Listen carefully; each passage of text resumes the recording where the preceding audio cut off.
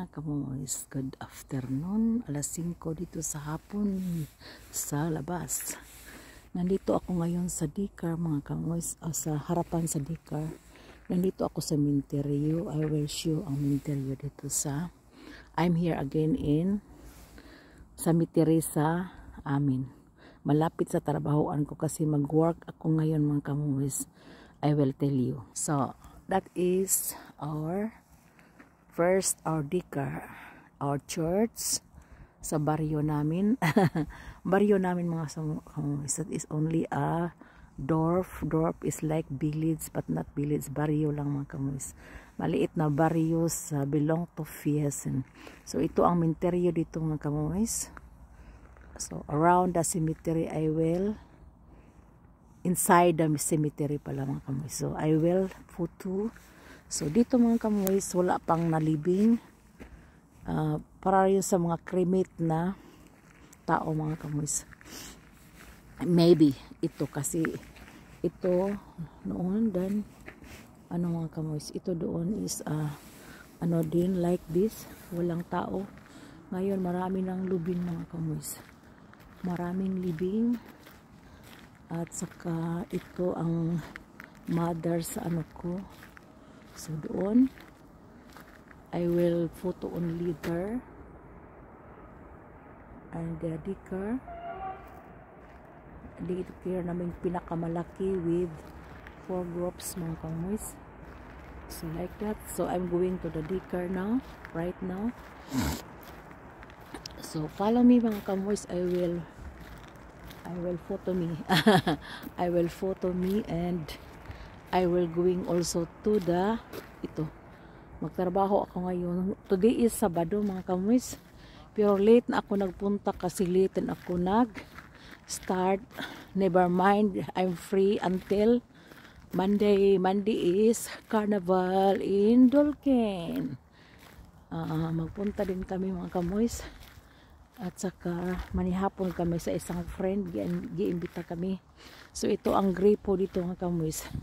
Pag magbisbis ka sa summer, walang ano, sa winter i-close yun niya. Ito ang mga gripo. Every corner mayroon ito, pero sa winter i-close yun mga kamoys. Para dili mo buto ba inig winter kay mag-ice man mga kamoys ang tubig. Mag-ice dito, mag-minus, walang plus. So like that. And so I will again. I will photo again. So like that. Around the cemetery. Inside the cemetery. So like that. So doon ang church namin. That is the Catholic Church. Where our Dicar belong to the Catholic Church. Is Catholic Dicar Kindergarten mga kamoys. Ang pari nito mga kamoys is also ang pari namo mga kamoys is sa church namin sa Roman Catholic ito. Ito ang chef namin sa tanan sa Dicar namin. Sila ang chef sa Tibuok Kindergarten sa Dolken Fusion kami sa Dolken og Busay. Pero ito mga kamoys, may chef kami dito sa Ilawom sa inside the Dicar, may chef din kami. Pero yung wall ki Dicar sa Tibuok, Dolken and Busheim is the priest is the chef sa Catholic Church mga kamoys. Okay. Ito pala ang ano ko explanation. Okay. At saka punta tayo sa school. I will tell you our school before. Not my school ha. Sa school dito sa amin sa baryo namin mga kamoys. Doon ang hapit na mahuman. Wow. Ito ang sport hall. Hapit na mahuman ng kamoys. Nag-start sila for 2 years og renovation. Ito ang last nilang renovate ang sport hall, sport hall. Ito sa Busay, sa place namin. Doon mag-sport ang mga bata, may basketball, may volleyball. Kung ang weather not good or cold sa labas, or uulan on winter. Oh, okay. So ito ang school ni asawa ko noon mga kamuis. I will tell you. Ito ang school noon ni asawa ko at saka sa mga anak ko. Noon din mga kamuis is very old yun. Girenovate din for 2 years. Ang mga bata doon sa ibang school, gi-close yun. 2 years long mga kamuis. Gi-open last year sa September. Last year September is opening here. Pag eskwela o pag open sa eskwelahan yung autumn, gi-open yun nila mga kamoys kasi gi-renovate lahat inside and outside. Ito parang tabla mga kamoys, no? Noon is ano yun, parang like this, ito lang. At saka ngayon hindi lahat ito ano lang, mga windows inside, the wall inside is renovated. So like that. Hanggang ngayon hapit na matapos ang whole din. Slowly but slowly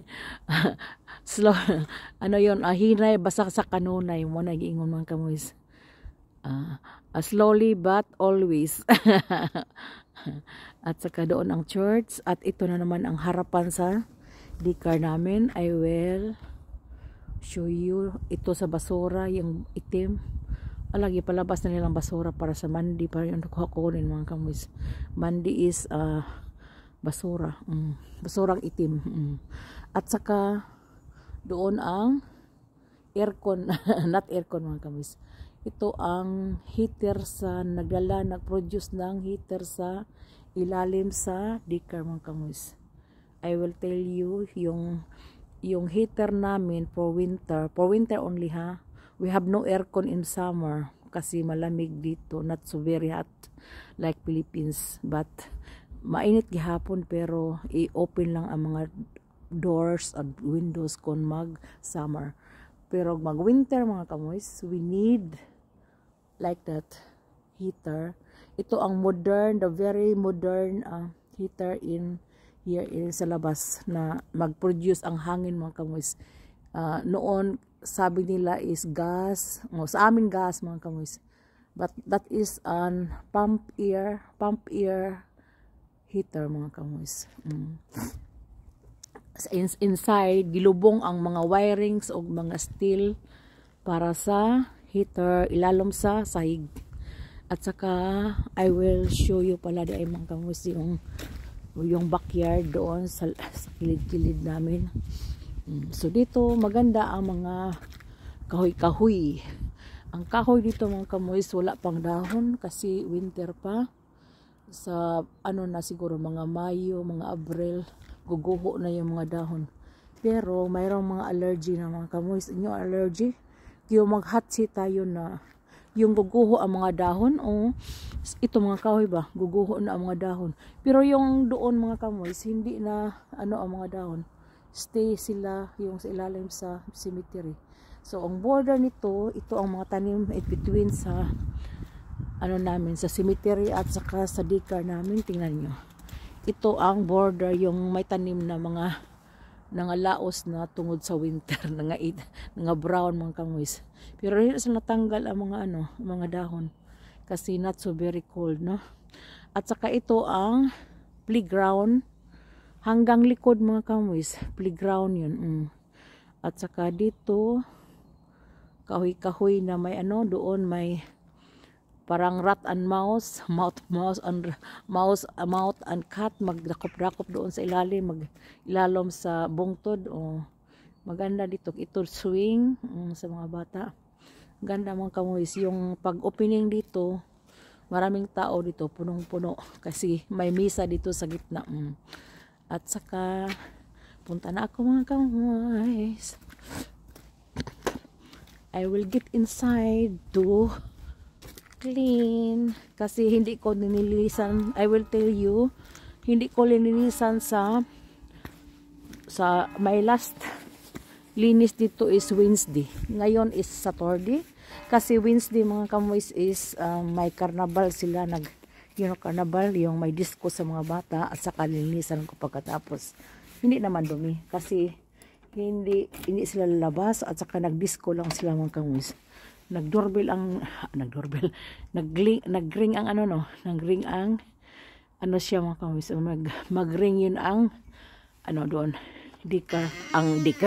ang simbahan mga kamoys. Basta every hour mga kamoys, alas 5 na, that is 5 o'clock in the afternoon, hapit na gabi dito mga kamoys. Pero sige lang, mag-start ako ng alas 5 kasi natulog ako hanggang alas 2. Ni alaon na pala. Naligo ako ang ako paniod to pamahaw na save. Naniod to ako paniod to og. Ang panihapon wala pa, nagdalang kog pan mga kamoys para panihapon unya na balik na ako. So mga kamoys, I will get inside. That is the main door here, main door sa daycare namin. Okay. Hoy TV Darps Group Pinoa for Angimel Kinda. Okay. Ano pala sila?